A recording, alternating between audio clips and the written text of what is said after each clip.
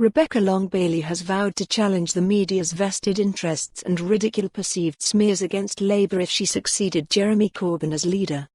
Speaking ahead of the leadership contest's Scottish hustings in Glasgow tomorrow, the Shadow Business Secretary announced to supporters she would look to build a counter-narrative to what she branded deliberate efforts in the press to keep Labour and its left-wing policies from power. In a speech in Salford today on plotting Labour's path back to power, the leadership hopeful signalled the party's, at times, fraught relationship with the traditional media would continue under her watch.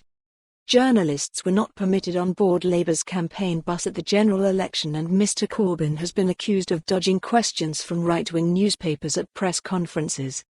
Ms Long-Bailey said that while journalists had a vital role to play in society, she argued large sections of the media represent vested interests. The Salford MP explained, "Much of the press is owned by billionaires, so it's no surprise they support the Tories and monster Labour.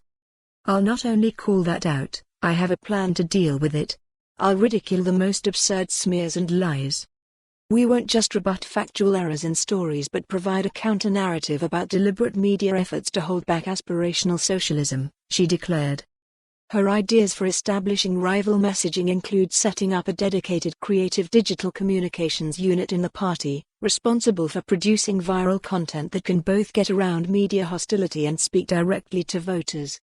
The left-wing campaign group Momentum, which is backing Ms Long-Bailey in the leadership race, currently does something similar, often producing humorous videos mocking Conservative policies and explaining Labour alternatives.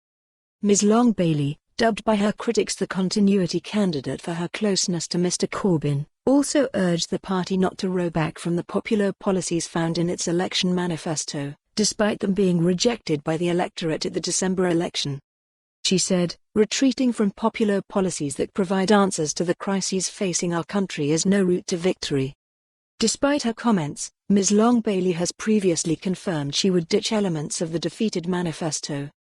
Along with the other three candidates in the contest, she admitted on BBC Newsnight that she would not pursue blocking a rise in the retirement age or introducing a 4-day working week.